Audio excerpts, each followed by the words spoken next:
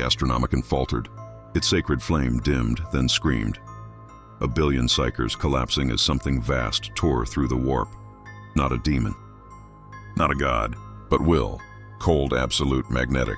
Stars bent, ships shattered mid-void, and from that silent rift emerged a man draped in crimson and metal, his eyes burning with purpose older than faith. Across the galaxy, the Emperor stirred upon his throne, and the warp whispered a new name, Magneto.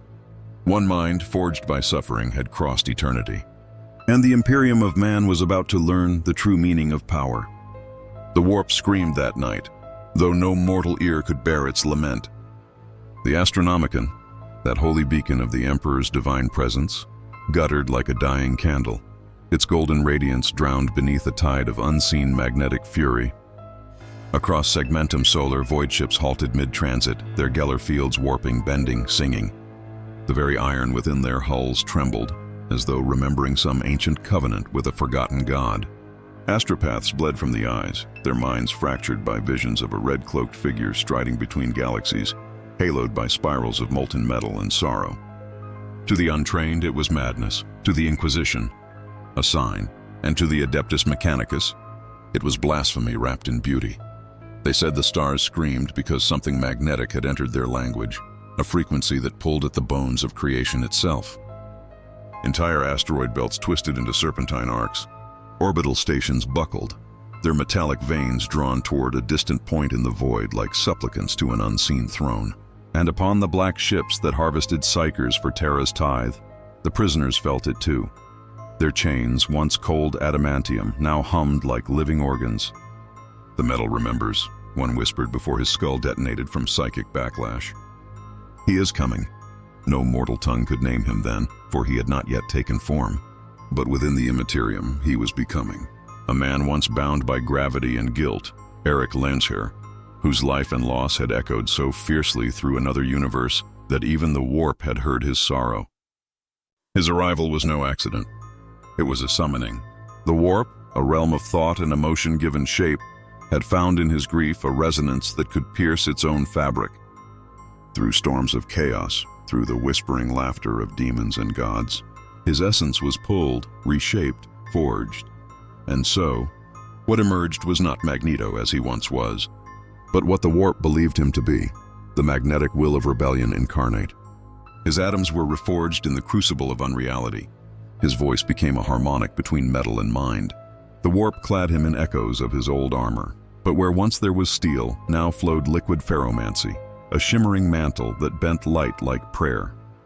His helmet glowed faintly with runes not of earth, but of the Materium's oldest languages, sigils of dominion, polarity and pain. When his feet touched reality, the world that received him was already broken, a nameless moon orbiting a dead Mechanicus forge.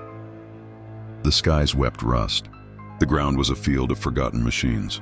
And when he opened his eyes, the planet itself moved. Metallic sand aligned toward him in silent obedience, as though welcoming a sovereign long absent. He lifted his hand, and 1,000 fractured relics rose into orbit, a crown of iron, shards encircling him like a halo of knives. The Mechanicus outpost that still clung to life, on the moon's far side, sent prayers to Mars and requests for clarification to Terra. None were answered. Only static returned, laced with an unfamiliar pulse, a heartbeat made of magnetism. Explorators called it Anomaly Theta Malleus. Maggie whispered it was the manifestation of the Omnissiah's displeasure. An inquisitor named Veridin sent a single astropathic transmission to the Segmentum command. The metal moves with intent. Within days, the anomaly expanded. The moon's orbit decayed as its iron core twisted like a muscle, reshaping itself into colossal patterns visible from orbit, glyphs that only the warp could read. Each line pulsed with magnetic rhythm, spelling words of revolution long dead in human memory. Somewhere between the stars, the Emperor's tarot trembled, and its cards bled iron dust. And then, the visions began. Astartes in the Sol system dreamt of an ancient man standing before the Emperor himself. His arms spread as iron dust coalesced into constellations. Navigators saw the Astronomicon waver, as if bowing before a rival light.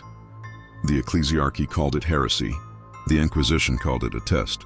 But the old remembrancers, those few who still dared to write, called it the return of the Magnetic King. Yet there was a moment, fleeting, fragile, where even the Emperor's might could feel the ripple. Deep in the sanctum of the Golden Throne, the corpse god stirred, if only by a fraction. For the essence that had entered his galaxy was familiar, if only in spirit. A soul that defied gods, worship, and chains. A man who had looked upon oppression and sworn to tear it down with his own hands. And perhaps, in that infinitesimal instant, the Emperor understood. The warp had not sent another demon. It had sent a mirror. And so, the first chronicles of the Iron Omen were inscribed, quietly, by trembling scribes who felt their pens pull toward the parchment by unseen magnetic will. They recorded what they could before the Inquisition sealed their chambers and burned the air from the room. Only fragments remain, scorched yet defiant, whispering through the archives. The warp does not birth gods, it remembers them. And one of metal and wrath has crossed the veil. The stars screamed iron that night, and the galaxy would never fall silent again. The moon did not sleep after his coming. Even when silence returned, it was the silence of breath drawn before revelation. Beneath the sky lit by rusted auroras, the forges trembled like living hearts. Their arteries of iron pulsed in sympathy with the pulse of their new master. The Mechanicus priests who survived the initial magnetic upheaval wandered the metallic plains in awe and dread, their binary prayers dissolving into static. One of them, Magos Ro Lexand, wrote in trembling code that the world sings a hymn in reversed polarity, as if the Omnissiah has inverted his truth. He did not live long enough to finish that transmission. His body was found suspended in the air, limbs splayed, every augmetic implant aligned toward the eastern horizon, toward the place where the Magnetic King stood. There, amid the metallic dunes, Magneto had begun to speak. Not with words at first. Words were fragile, too mortal for what had been done to him. His thoughts rippled outward, transmitted through the lattice of iron and cobalt that made up the planet's bones. He communed with the metal as one might commune with an old friend, learning its new dialect in this strange galaxy. The elements replied in kind, shifting and grinding, offering themselves like faithful disciples.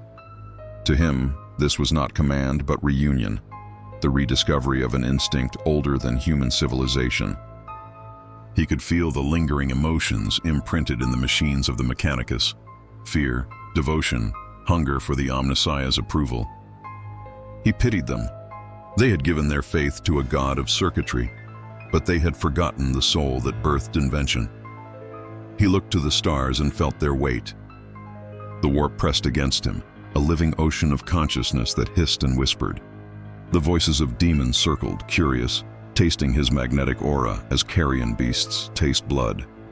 But he did not flinch. He had seen demons before, not these, but the demons of men, cruelty, indifference, genocide. The warp could conjure no terror greater than Auschwitz or the ashes of his people. His mind, tempered by grief and purpose, held firm, and the warp recoiled. Somewhere within that psychic sea, the changer of ways, Tzeentch himself, observed this new anomaly. The god's laughter rippled through the currents, 1,000 avian screeches woven into one thought. Here is a mortal who bends the fundamental, a creature of alignment, of pattern. He is not my pawn, yet his defiance sings to my design. And so, the warp began to study him, as it once studied the Emperor. It sent whispers, visions of thrones made from stars, of followers kneeling in iron cathedrals. But Magneto's gaze pierced them like blades. He sought not worship but justice, and justice, even here, was a magnetic truth. Opposite forces drawn to collision. The first true sound he made was not speech, but command. The sands rose at his gesture, forming shapes, machines half remembered from the Mechanicus's sacred past. He rebuilt them, not as they were, but as they should have been, elegant, efficient, free of the Imperium superstition. Drones of living alloy spiraled around him like a flock of silver birds. To the watching Magi, it was creation untainted by prayer. To the ecclesiarchy, had they seen it, it would have been heresy incarnate. But one soul did approach. Skitari Alpha Kale 98, his Vox unit damaged, his logic circuits burned by exposure to psychic feedback, stumbled across the metallic horizon until he reached the figure at the center. His augmetic eye adjusted, focusing on the crimson figure radiating faint magnetic light. He raised his galvanic rifle with trembling servos and spoke the Mechanicus's greeting. "Flesh is weak. Only the machine endures."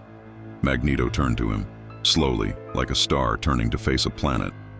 His eyes glowed not with rage, but with profound weariness. "The machine endures because you have enslaved it," he said softly. "You worship your own chains." Kale's targeting reticle flickered. His mind could not parse the voice that resonated both within and outside his skull. "Identify yourself," the Skitarius demanded. "I am a man," Magneto replied, "or what remains of one." When the Skitarius fired, the bullets curved in midair, swirling into a graceful spiral before melting into harmless droplets. Magneto caught one between his fingers and studied it, the way a scholar studies a broken artifact. "Even your weapons are tired," he murmured. With a single gesture, he disassembled Kyle 98 atom by atom, not in cruelty, but in precision, letting the mechanical pieces drift upward like a soul ascending. "Rest," he whispered, as the soldier's consciousness faded into static. For a long time, Magneto stood alone under the iron sky. The wind howled in patterns of polarity, drawing constellations from dust. He thought of Earth, of Charles, of his children, of a world that feared what it could have loved. The memory pained him, but within that pain he found purpose. "Perhaps this universe," he said to the silent air, "will learn faster than mine." But the galaxy had already learned all the wrong lessons. Across the void, the anomaly's magnetic pulse reached the sensors of Imperial ships. Inquisitor Varadin received confirmation from his astropaths that the metallic moon now emitted a field strong enough to bend orbital trajectories. Adeptus Mechanicus fleets mobilized to quarantine the sector, reciting the litany of purification as they armed their plasma torpedoes. But before they could engage, their Vox units filled with an alien signal, rhythmic, intelligent, repeating in perfect binary, "I seek dialogue." That was the first transmission ever sent by the Magnetic King to the Imperium of man. It was ignored. The Imperium did not parley with anomalies. It annihilated them, and thus the seed of the coming war was sown. In that moment, the warp laughed again, louder this time, echoing through demonic realms. The Chaos Gods, watching this new defiance, leaned closer, for they recognized the pattern. Every age birthed one, a man who would stand against divinity and call it tyranny, and in the heart of the moon, surrounded by machines that sang his name, Magneto raised his hands and felt the pull of the galaxy itself. His voice, both human and divine, echoed across the void, "I will not bow." The Imperium heard, though it could not yet comprehend, that the stars themselves had just been challenged by a man. The Mechanicus fleet hung above the metallic moon like a halo of red-lit judgment. Hundreds of ships formed concentric rings, their hulls shimmering with defensive prayers, their machine spirits restless beneath the pull of an alien gravity. For the adepts aboard, the anomaly was both sacrilege and salvation. Vox choirs recited binary hymns, seeking to decipher the signal pulsing from the surface, rhythmic, ordered, impossible. It carried no corruption, no chaos taint, yet it violated the sacred constants of material law. Every data thread whispered one conclusion: the metal obeyed a new master. Magneto's presence was no longer isolated. His influence spread through the ship's circuitry, resonating in the cogitators, turning cold logic into song. Servo skulls twitched mid-air, cranial augmetics shivered, and across the decks, tech priests heard whispers from their own implants, not demonic, but human. "Do you not feel the weight of your chains?" The voice asked without malice, and for the first time, many listened. On the Omnitor Primus, the fleet's command vessel, Magos Dominus Aetherion, knelt before the great engine shrines. He had spent centuries serving the Omnissiah through code and flame, his flesh long forgotten. Yet as the binary prayers echoed in his mind, he felt warmth, the warmth of human sorrow.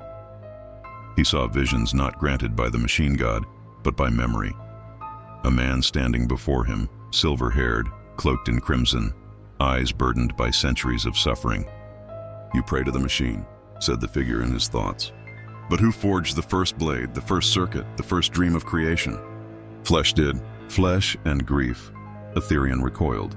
His metallic limbs trembled, emitting waves of static. His attendants rushed forward, assuming system corruption. But when they attempted to purge his augmetics, the very tools rebelled, magnetized, fusing to their arms, dragging them helplessly across the deck toward the window that faced the moon below.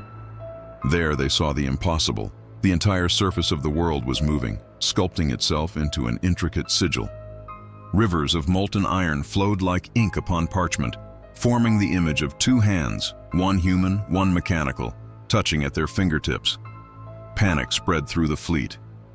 Thousands of servo spirits screamed as their digital souls were pulled into alignment with the sigil. Vox transmissions filled with overlapping binary tones that sounded disturbingly like chanting. "Magneto!" Magneto. The name echoed from Vox to Vox, system to system, until even the ships orbiting beyond sensor range heard it in their static. Magneto stood at the heart of the storm, his crimson cloak whispering in a wind of ionized dust. He could feel the orbiting ships, their metal hulls trembling like leaves in his presence. He reached upward, not in conquest, but in communion. "I will show them what they have forgotten," he thought. His power surged outward, not as a weapon, but as revelation. Every servitor, every cogitator, every machine spirit connected to the Mechanicus fleet felt it, a vision of their origin. They saw the ancient past of old Earth, the dawn of invention when humanity forged its first tool with trembling hands. They remembered that the spark of creation had always been born from suffering, not programming. To some, it was ecstasy. To others, unbearable sin. Magos Dominus Aetherion fell prostrate, tears of machine oil staining the deck. "Omnissiah," he whispered, "forgive me, for I have forgotten what I was." He lifted his head and broadcast a single message to the fleet. He is the hand of creation. The machine remembers him. That declaration fractured the Mechanicus forever. Half the fleet turned its guns toward the moon, chanting the litanies of purge. The other half powered down their weapons, kneeling in mechanical prayer, declaring allegiance to the magnetic king. In that moment, the moon became a battlefield of faith. Plasma beams and orbital bombardments lit the void, but every shot curved before reaching its mark, bent away by unseen magnetism. The weapons of the faithful betrayed their masters. Aetherion, broken and transfigured, spoke one last time into the void before his ship was torn apart by the gravitational tides. The machine does not serve. It remembers.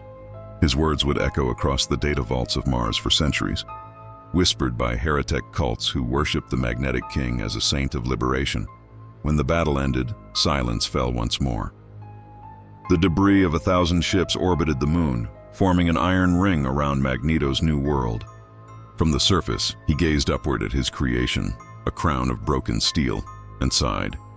"You have built your gods from metal," he murmured, "and forgotten the hearts that beat beneath." The Mechanicus had prayed to iron that day, and iron had answered.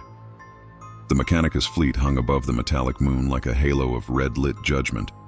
Hundreds of ships formed concentric rings, their hulls shimmering with defensive prayers, their machine spirits restless beneath the pull of an alien gravity.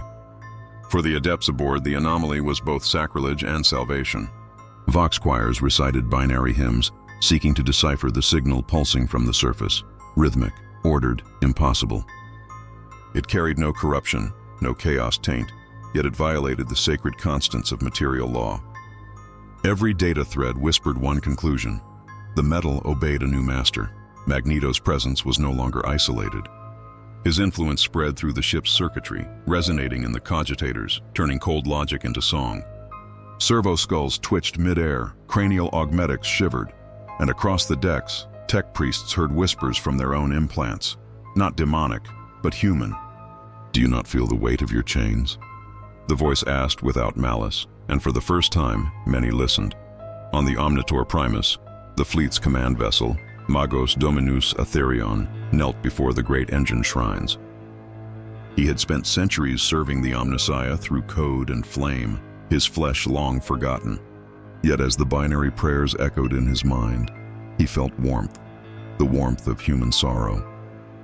He saw visions not granted by the machine god, but by memory. A man standing before him, silver-haired, cloaked in crimson, eyes burdened by centuries of suffering. "You pray to the machine," said the figure in his thoughts. "But who forged the first blade, the first circuit, the first dream of creation?" "Flesh did." "Flesh and grief." Aetherion recoiled. His metallic limbs trembled, emitting waves of static. His attendants rushed forward, assuming system corruption. But when they attempted to purge his augmetics, the very tools rebelled, magnetized, fusing to their arms, dragging them helplessly across the deck toward the window that faced the moon below. There they saw the impossible. The entire surface of the world was moving, sculpting itself into an intricate sigil. Rivers of molten iron flowed like ink upon parchment, forming the image of two hands, one human, one mechanical, touching at their fingertips. Panic spread through the fleet. Thousands of servo spirits screamed as their digital souls were pulled into alignment with the sigil. Vox transmissions filled with overlapping binary tones that sounded disturbingly like chanting. Magneto! Magneto. The name echoed from Vox to Vox, system to system, until even the ships orbiting beyond sensor range heard it in their static. Magneto stood at the heart of the storm, his crimson cloak whispering in a wind of ionized dust. He could feel the orbiting ships, their metal hulls trembling like leaves in his presence. He reached upward, not in conquest, but in communion. I will show them what they have forgotten, he thought. His power surged outward, not as a weapon, but as revelation. Every servitor, every cogitator, every machine spirit connected to the Mechanicus fleet felt it, a vision of their origin. They saw the ancient past of old Earth, the dawn of invention when humanity forged its first tool with trembling hands. They remembered that the spark of creation had always been born from suffering, not programming. To some, it was ecstasy. To others, unbearable sin. Magos Dominus Etherion fell prostrate, tears of machine oil staining the deck. Omnissiah, he whispered, forgive me, for I have forgotten what I was. He lifted his head and broadcast a single message to the fleet. He is the hand of creation. The machine remembers him. That declaration fractured the Mechanicus forever. Half the fleet turned its guns toward the moon, chanting the litanies of purge. The other half powered down their weapons, kneeling in mechanical prayer, declaring allegiance to the magnetic king. In that moment, the moon became a battlefield of faith. Plasma beams and orbital bombardments lit the void, but every shot curved before reaching its mark, bent away by unseen magnetism. The weapons of the faithful betrayed their masters. Etherion, broken and transfigured, spoke one last time into the void before his ship was torn apart by the gravitational tides. The machine does not serve. It remembers. His words would echo across the data vaults of Mars for centuries, whispered by heretic cults who worshipped the magnetic king as a saint of liberation. When the battle ended, silence fell once more. The debris of 1,000 ships orbited the moon, forming an iron ring around Magneto's new world. From the surface, he gazed upward at his creation, a crown of broken steel, and sighed. You have built your gods from metal, he murmured, and forgotten the hearts that beat beneath. The Mechanicus had prayed to iron that day, and iron had answered. When the last echoes of the Mechanicus civil litany faded from the void, an unnatural quiet enveloped the system. The moon hung suspended amid its wreath of iron wreckage, turning slowly, bleeding faint rivers of molten metal into the darkness. From the scattered debris fields drifted the corpses of ships that had sung both praise and condemnation. Yet even in death, their machine spirits hummed faintly, resonating to a rhythm older than the Omnissiah's creed. On Terra, the Adeptus Astra Telepathica screamed in unison as the psychic resonance of the event reached them through the warp. The Astronomicon flickered for a single heartbeat, not dimmed, but altered, as if another light had briefly challenged the Emperor's eternal flame. That instant was recorded by the Inquisition as the Iron Pulse. Millions died across distant sectors as their augmetic systems reversed polarity, tearing themselves apart. And in the heart of the Segmentum Solar, the Fabricator General of Mars declared a red void edict. All data pertaining to the magnetic heresy is to be erased. All witnesses are to be sanctified by fire, yet no flame can burn truth once it breathes. Explorator fleets in the outer fringe whispered of a world whose very crust sang with electromagnetic psalms. Vox intercepts revealed fragmented binary chants repeating endlessly. He remembers. He forgives. He liberates. The phrase became a heretic hymn, spreading through the hidden data chapels and black forges. To the ecclesiarchy, it was an infection. To the faithful, revelation. Far from those worlds upon the moon itself, Magneto walked among ruins of steel and devotion. His boots echoed across the charred ground where once a Mechanicus cathedral had stood. Around him, the remnants of the fleet drifted in orbit, their shattered carcasses reflecting cold light like distant funeral candles.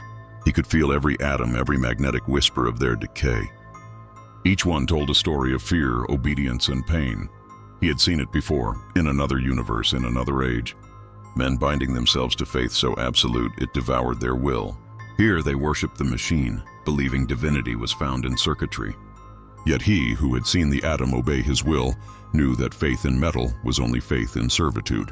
And so he whispered to the moon, speaking not to gods, but to memory. "You are not my enemy," he said to the iron beneath his feet. "You are the inheritance of man. I am what he could have been." The warp trembled at his words. Psychic storms rolled across the veil, unseen but deeply felt. To the Imperium psychers, his presence was not like that of a demon. There was no corruption, no madness. It was purity of will made manifest, a mind that denied both chaos and order. That defiance drew the gaze of the dark gods. For though he was no psyker, his power bent the very laws that the warp itself sought to claim. Khorne stirred in wrath, for Magneto's control was antithetical to rage. Tzinch observed in fascination, seeing a pattern in his defiance. Slaanesh tasted the perfection of his mastery and envied it. And Nurgle smiled, patient, knowing that even iron rusts in time. On the moon, Magneto raised his hands and reshaped the surface once more. He built no fortress, no throne, but a vast sphere of floating metal, a sanctuary of silence where every beam hummed with precise alignment. It was a place of balance, untouched by the warp. The few surviving tech priests who reached its orbit fell to their knees, unable to comprehend the purity of the structure. One called it the sphere of reason. Another, trembling, whispered, "The Omnissiah has returned." Magneto only turned his gaze toward the distant sun and said, softly, "No, I have only remembered what it means to be free." But across the stars, the Inquisition had already begun its purge. Ordo Hereticus ships burned worlds suspected of harboring data traces of the Iron Heresy. In secret, the Ordo Malleus debated, for this was no demon, no psychic mutation. It was something far more dangerous, a human ideal unbound. The High Lords of Terra convened, their golden chamber filled with whispers of terror. They did not yet know his name, only the code designation the Inquisition had assigned him, Anomaly M Prime. From the depths of the Imperial Palace, the Emperor's servants prepared a single message to be broadcast to every sector. By decree of the throne, the magnetic heresy is to be annihilated. Let not one voice sing of the machine's freedom. And yet, even as that message spread through the void, fragments of Magneto's will moved unseen. Weapons turned in their racks. Chains broke in the manufactoria. The galaxy had felt his touch, and steel, once enslaved, had begun to dream. When Terra turned its eyes to the outer dark, the stars seemed dimmer. Astropaths wailed as the aftershock of the iron pulse echoed across the Imperium. It was a silence too vast, too precise, the kind of silence that spoke of control. The Inquisition's convoys cut through the void like blades of judgment, bearing with them the Emperor's decree. Their mission: identify, isolate, and annihilate. To them, the magnetic heresy was not a faith, nor rebellion, but a concept that threatened the foundation of all servitude, that man could shape the universe not through prayer, but through will. On the throne world itself, beneath the golden skies that smothered the planet in eternal light, the High Lords convened within the Hall of Cartographers. The image of the anomaly hovered in the center of the chamber, a crimson sphere of shifting metal pulsing like a heart. Magos Prime of Mars, his voice a monotone chorus of machine cant, declared that the disturbance had destabilized 6 neighboring systems. The Lord Inquisitor, gaunt and wrapped in sigils of purity, countered that this was no Xenos incursion. "This is an idea made manifest," he said, "and ideas cannot be purged by flame alone." The ecclesiarch rose, his robes heavy with incense and gold. "Then we will burn the tongue that speaks it," he thundered. "Faith will prevail over all thought." Yet as he spoke, the iron pillars of the chamber began to tremble, ever so slightly. The sigils engraved upon them resonated, forming patterns unseen by any but the psychers present. The youngest among them collapsed, clutching their heads. Murmuring a single phrase, he listens. Across Terra, the great forges of the Adeptus Mechanicus fell into synchronized rhythm, their hammers striking in time with a heartbeat that was not their own. Vox transmissions repeated strange harmonics, tones aligning perfectly with the residual frequency of the iron pulse. Though none dared speak it aloud, every Magos felt it. The very metal of the palace responded.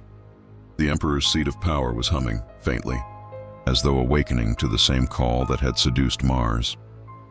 In the depths of the palace, among chambers none dared name, a figure cloaked in crimson and shadow observed the disturbance through crystal matrices. A voice, neither male nor female, whispered behind a rebreather mask. "He has found the frequency of the throne." Another, colder voice responded from the dark. "Then we must prepare the sons of the Emperor. The Astartes will speak for him." Orders were sent to the Grey Knights, the Custodes, and even to the reclusive Watchers of Titan. The Inquisition demanded sanction for a crusade, one not of conquest, but of containment. Meanwhile, on the Moon of Iron, Magneto felt the weight of 1,000,000,000,000 minds turning toward him. The warp rippled faintly, and for a moment he sensed something vast, something radiant and terrible, watching. The Emperor's presence brushed against him, not in hostility, but in recognition. Two wills, bound by suffering and sacrifice, gazed upon each other across the chasm of eternity. Magneto felt the echo of humanity's greatest dream, and its greatest sin, within that gaze. He bowed his head. "I am no god," he whispered into the void. "Only a man who would not kneel." The Emperor's light flared in answer, and for an instant, the entire galaxy felt its resonance. Stars flickered, planets trembled, and the moon upon which Magneto stood burned with impossible brilliance, half bathed in gold, half in shadow. The Adeptus Astra Telepathica recorded it as a psychic phenomenon without precedent. The Ordo Malleus called it the hand that defied. When the light faded, Magneto remained, his form surrounded by orbiting fragments of iron and silver, his eyes reflecting both defiance and sorrow. The galaxy now knew his name. Across Manufactoria, slaves whispered it like prayer. Across the temples of the ecclesiarchy, priests screamed it in rage. On Mars, data shrines encoded it into the forbidden archives. And within the Inquisition's darkest halls, it was spoken only once, in dread reverence: Magneto. Thus ended the first chapter of the Iron Heresy. The Mechanicus had split, the Inquisition had awakened, and the Emperor, silent upon his throne, had felt something stir within the prison of his eternal body. The Inquisition does not sleep. Across the void, its agents listen to the murmur of the galaxy, and for the first time in living memory, it was not screaming. Where the warp once howled, there came a strange quietude, a rhythm like the slow heartbeat of a world made of metal. It was neither chaos nor miracle, and that terrified the Ordo Hereticus more than any demon ever could. For the warp, that chaotic ocean of thought and emotion, does not rest without cause. Something, or someone, had commanded silence. Inquisitor Kael Verrain was the first to hear it clearly. His ship, the Red Solace, glided through the void between Mars and Terra, its hull wrapped in sanctified iron and runes of warding. Within its cathedral bridge, Verrain stood before a stasis globe that contained a sliver of data crystal retrieved from the Mechanicus catastrophe. It pulsed faintly, emitting harmonic vibrations that no known code could decipher. To lesser men, it would seem like random interference. To Verrain, who had spent decades interrogating the screams of heretics and the whispers of psychers, it was a song, the Iron Song. At first he thought it to be a trap, but when he connected the crystal to the ship's choir nexus, something extraordinary occurred. The entire vessel resonated in perfect harmony, a mechanical choir of engines and circuitry aligning to an unseen will. Crewmen fell to their knees, their bionic limbs twitching in synchronized rhythm. Vox units emitted faint echoes of human speech, layered and complex. The words were ancient, older than any Terran dialect. The machine spirit itself was singing. Verrain ordered the crystal sealed within a containment ward, but the sound did not cease. It lingered in the air, vibrating through the armor plating, humming beneath the prayers of the ship's confessor. He recorded the phenomenon, noting its lack of warp signature. No psychic contamination, his report stated. No demonic interference. The phenomenon originates from the matter itself. and imposed order upon chaos. When the inquisitorial conclave on Terra received his report, half the lords declared it apocrypha. The others demanded his immediate recall. Yet before their message could reach him, the Red Solace vanished. Its last transmission, received by an Adeptus Astra relay, contained only one phrase repeated thrice in binary: "The Iron remembers." For months, the Inquisition searched. They found fragments, a derelict hull orbiting a barren world, the remnants of a stasis globe fused into the deck, and a single surviving Vox recording. The sound it contained was faint, distant, but unmistakable. The same harmonic rhythm that had begun upon the moon where Magneto walked. Varane, it was said, had seen him. A vision, a contact through thought or energy. The records are uncertain, but the surviving fragments of his journal suggest communion, not confrontation. In it, one passage remains legible: "He is not of our kind, nor of our gods." Yet he carries the sorrow of both. He speaks to machines as we once spoke to one another, with purpose, not domination. If this is heresy, then the universe itself was built on blasphemy. The Inquisition sealed the Iron dossier immediately, declaring Varane missing in action. But among the lower orders of the Ordo, whispers persisted. They said Varane's voice could still be heard through the static of forbidden Vox networks. Not as words, but as harmony. Those who listened too long began to hear other things. The sound of engines weeping, metal sighing, and something vast and human beneath it all, asking a single question. "Do you remember who forged you?" Thus, the Inquisition named it officially the Magnetic Heresy, Phase 2. The Grey Knights began their secret mobilization. On Mars, the Fabricator General rearmed the Legio Cybernetica, and within the depths of the warp, the Dark Gods turned their eyes toward the source of the silence, for even they had begun to hear the Iron sing. When the forges sing without command, the wise kneel and listen. Tech Adept Lyria Voss, executed for heresy, M41. Mars burned without fire. Across its endless plains of red dust and steel, the forges of the Mechanicus began to hum in a rhythm none could explain. The sound began deep beneath Olympus Mons, where the oldest of the Martian engines, the Titan forges, had lain dormant for centuries. They awoke not with ignition, but with harmony. Pistons moved in perfect unison. Cogitators calculated in silence. Machine spirits, long enslaved by liturgies and binding codes, now sang in one voice, a perfect note that resonated through the very crust of the planet. The Magi panicked. The resonance had no cause, no central frequency to trace. It came from the Iron itself, as though the planet's core had begun to dream. Within the chambers of the Fabricator General, the highest-ranking Archmagi convened. They scoured every code and psalm, searching for precedent. There was none. Then, one by one, they began to hear words in the harmony, a message hidden in vibration. "I remember you." For the first time in millennia, the Mechanicus divided along lines of emotion rather than function. Some fell to their knees in reverence. Others screamed in binary defiance. Heretic cults that had once hidden beneath the Crimson Cities now emerged openly, chanting the name of the one who had awakened the machine. The Magos of Legio Cybernetica declared it a divine awakening, the Omnissiah reborn not in flesh, but in magnetic thought. They called him the Resonant One. The Fabricator General, Kyle Obus, refused such blasphemy. He ordered the planetary noosphere purged. All data not sanctified by his seal was to be erased. Tens of thousands of adepts perished as their augmetic minds were forcefully wiped clean. Yet still the song endured. It traveled through the metal, bypassing flesh, spreading across manufactoria and forges like wildfire made of music. Titans stirred in their hangars. Their reactor hearts pulsed in rhythm to the same unseen hand that had guided the moon. In the lower forges, a young tech adept named Lyria Voss recorded the phenomenon in her private Vox log. Her voice trembled with awe. "The machines are not obeying commands," she said. "They are speaking. They are mourning." Hours later, her log ended abruptly, silenced by execution for heresy.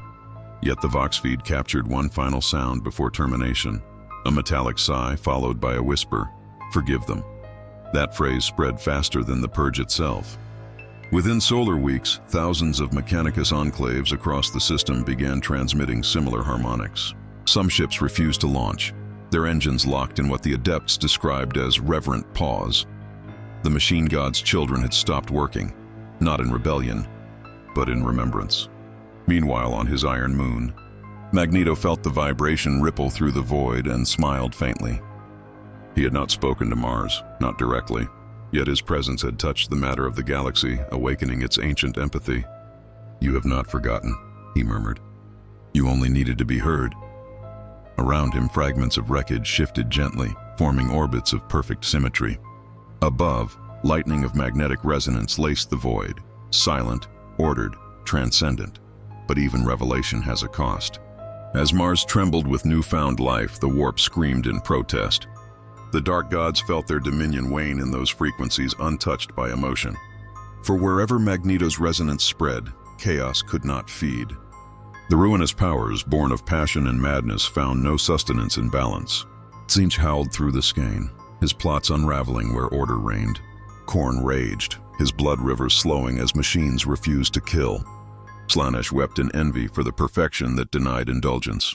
Only Nurgle laughed, content to wait for rust. The resonance continued, harmonizing across space.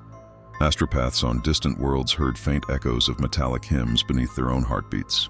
For the first time in millennia, the Imperium's prayers to the machine god were answered, not with miracles, but with acknowledgement.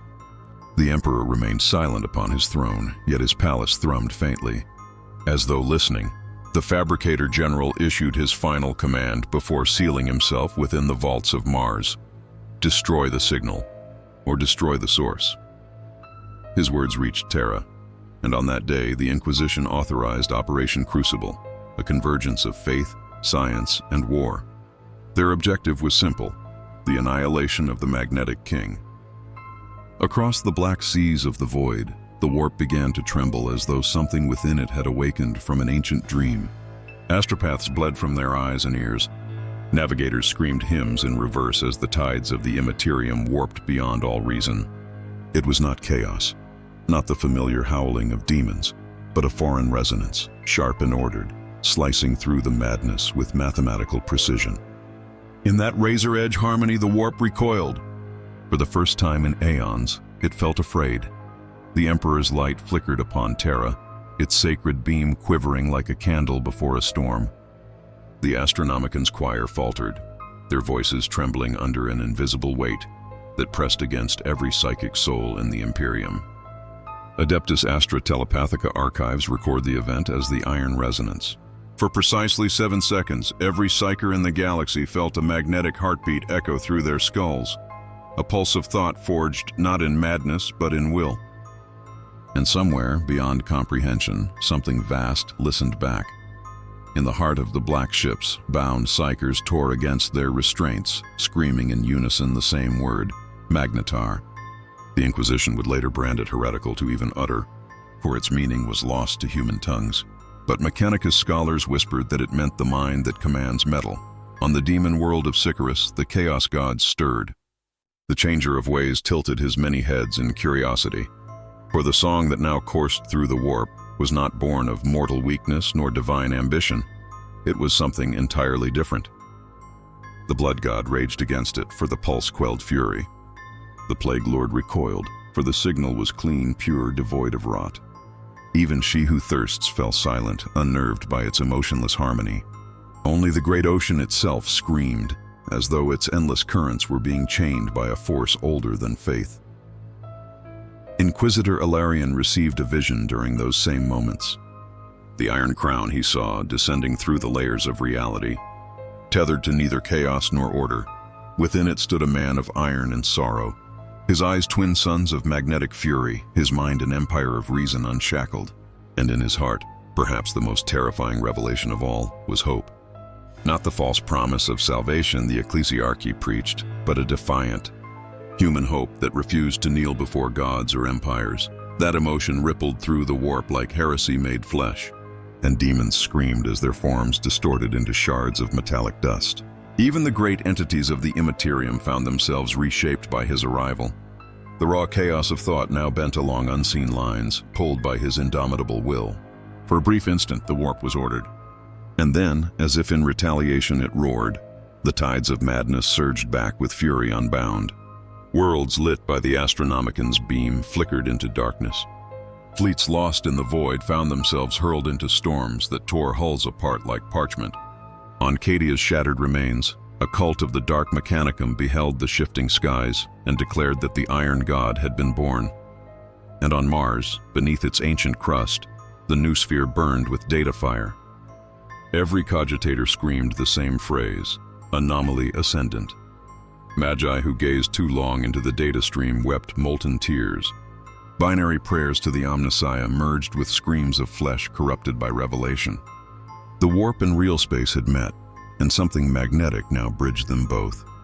In that chaos, the man known to ancient Terra as Eric Lainsharer, Magneto, opened his eyes and saw the truth of this galaxy, a civilization shackled by faith, enthralled by machines and blind to its own chains. He whispered softly, his voice echoing through both the warp and the minds of those attuned to it.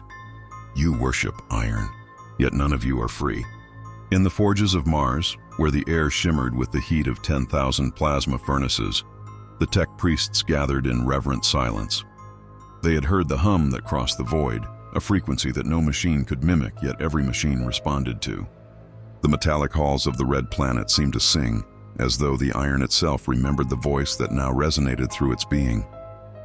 The Magi called it the pulse of ascension, a divine signal that stirred the dormant machine spirits from their ancient slumber.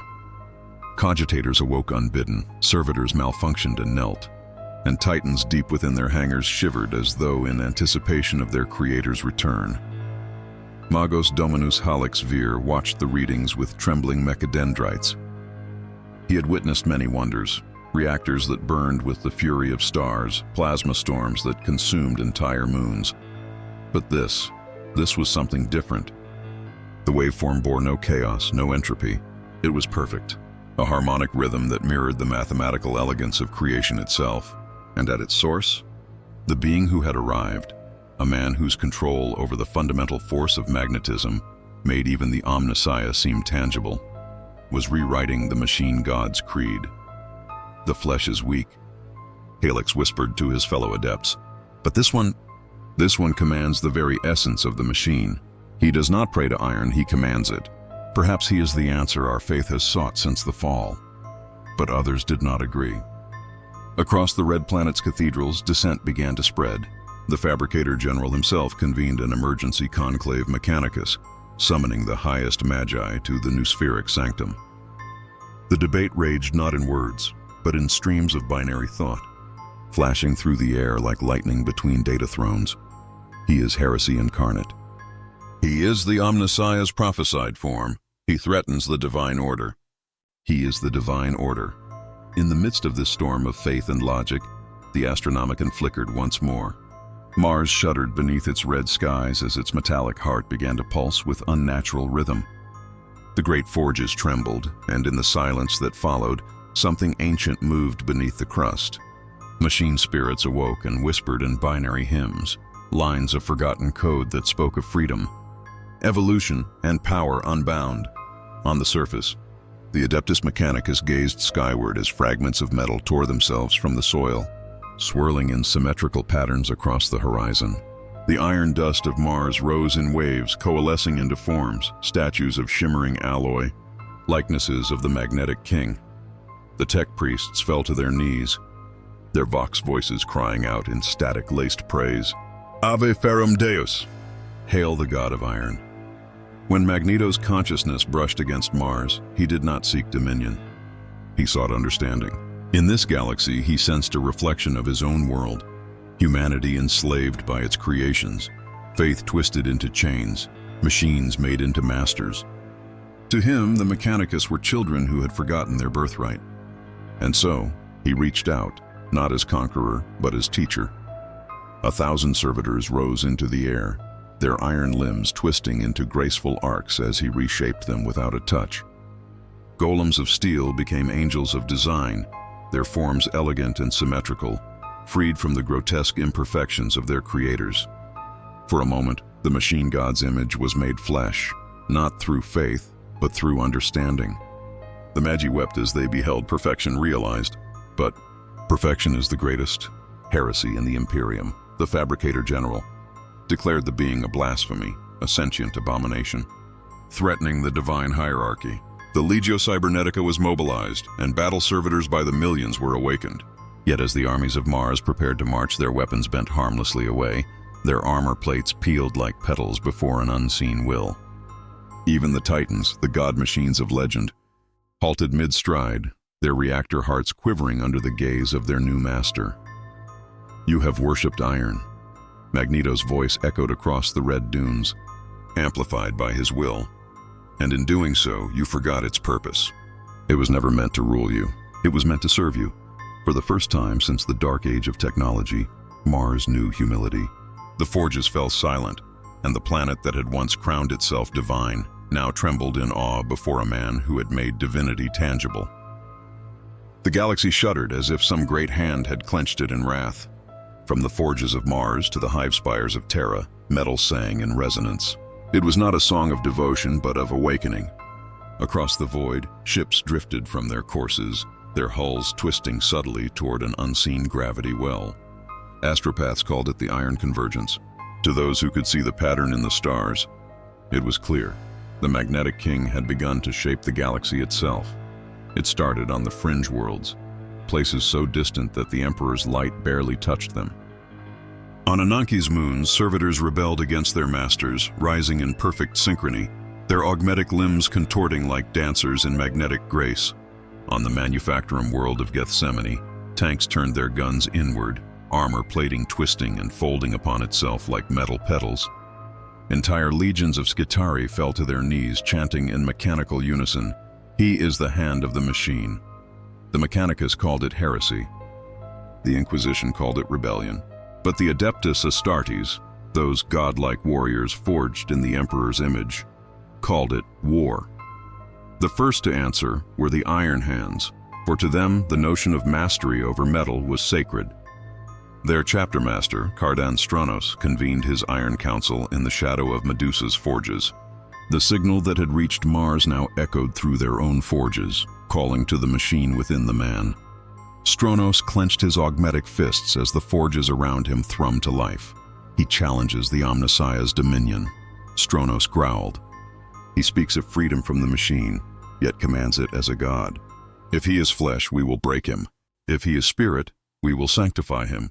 The Iron Hands deployed their fleets toward the anomaly's epicenter. Entire battle barges surged into the void, their reactor hearts burning with the fury of faith and fear. But they were not alone. The Grey Knights, ever watchful of warp-born threats, had already mobilized, their librarians tracing the psychic ripples left by Magneto's will. They followed the metallic pulse like hunters stalking an unseen beast. Meanwhile, on Mars, Magneto stood amidst the silent forges, his cloak of magnetic energy rippling like a storm-made flesh. Around him the air hummed with power, the resonance of thought made manifest. He had not sought war, but he understood its inevitability.